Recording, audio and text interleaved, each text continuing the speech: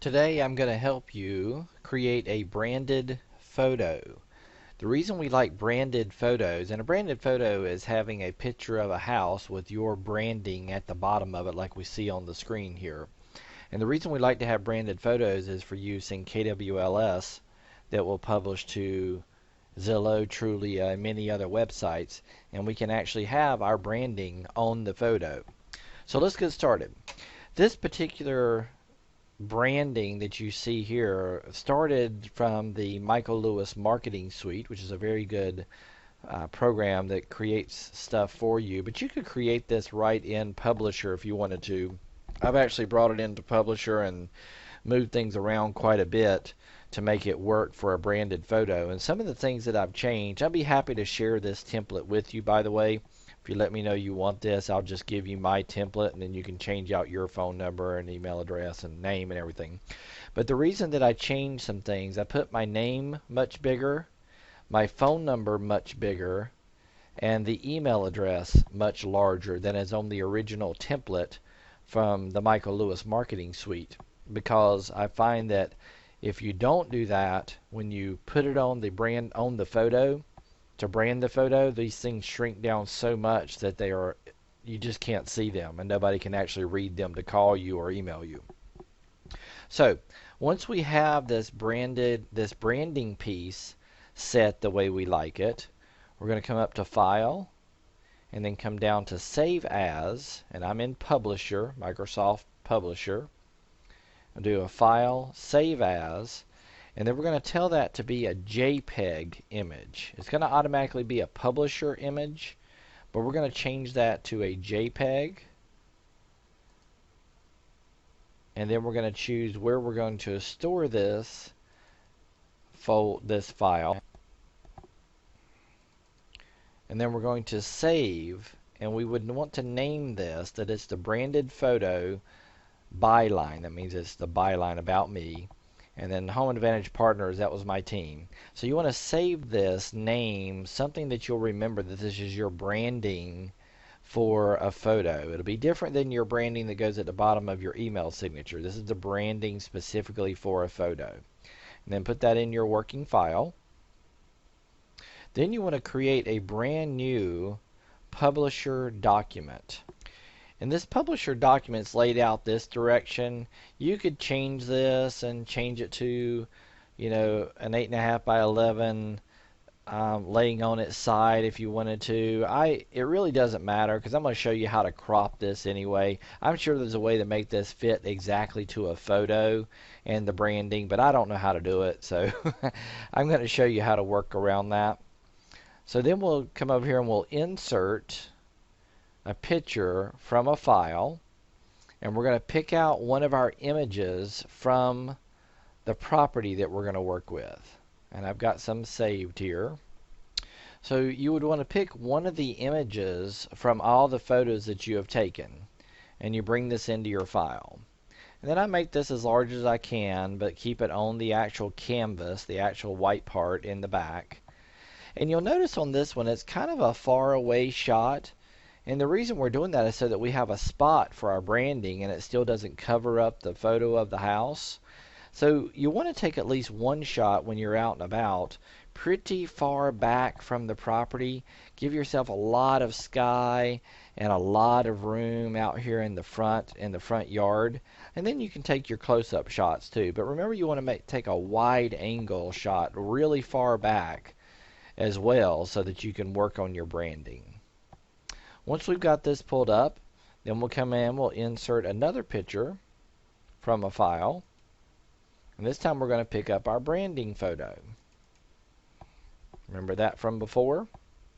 Now in this case, I'm just going to set it down here at the bottom and stretch it out. Make it cover that up really well. I'm going to zoom in a little bit so I can see what I'm working with here. Making this line up nice and neat to the bottom of this photo. Now you see how that fits pretty good at the bottom of this photo.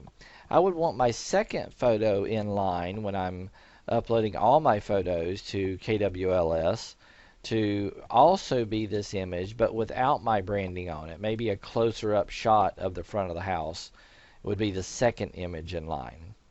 One thing that I'll also let you know is it's better to actually put your branding at the top, because it gets cut off sometimes at the bottom with Zillow and Trulia. They'll layer some stuff over this, like the price of the home and some things like that, and it covers up our branding. So make sure you leave enough room at the top of your photo so that you can put your branding at the top. It'll make sure that it stands out in the photo lineup. Once we've got this, then we'll do the same thing we did before. We'll do a file, save as, and I'm going to put this back in this same folder. Oh, we want to change it to a JPEG. Don't forget to change it to a JPEG. And now we're saving this JPEG image, and we're going to call this our property branded photo. You may call this front of house branded photo, or 145 Altondale branded photo, whatever you need to label this so you'll know what it is when you are pulling it into your photos for KWLS. Now, once we have that, I'll just show you exactly what it looks like. I'm just going to pull it up as an image.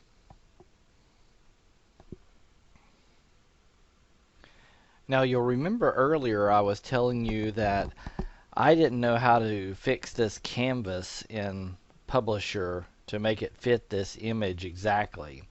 But there's something called a snipping tool in Windows, SNIPPING tool in Windows. It actually looks like this. If you'll just search in your programs, you can find the snipping tool. If it's not there, you can use something called the Jing project, Jing project.com. But this snipping tool allows you to actually snip a particular image. So the first thing we're going to do is make this a little bit larger on the screen, because we want to get as big of an image as we possibly can, just so the resolution is nice and large. And then we're going to take this snipping tool, and it's going to let us snip right to the corners, so that we're just going to cut this piece out that's on the screen. And there it is, it snipped it. So we're going to save that. And I'm going to call that the same thing. I'm going to call that the branded photo for KWLS. You want to name it something so you know what that is, because that's actually the image that you're going to use. And I'm going to save that as a JPEG. And actually, here's the original property branded photo. So I might even call it property branded photo, and then final, so that way I know that's the one. So if we come back now over to our working files, we can see our property branded photo final, and I'll go ahead and open that up for you, and there is our final image. Looks nice, doesn't it? So now you can see the phone number is nice and large, the email address is nice and large, listing broker. By the way, I really like to put listing broker here, because often if somebody's coming to Zillow and Trulia and they're seeing property, they often would like to speak directly to the listing broker. And Zillow and Trulia and some of those other websites kind of hide that information sometimes, because they want to sell those listings, those buyer leads, to someone else. So if we're going to use this branded photo, make sure you put listing broker there, so that way they know exactly how to get a hold of you as the person who actually has this listing.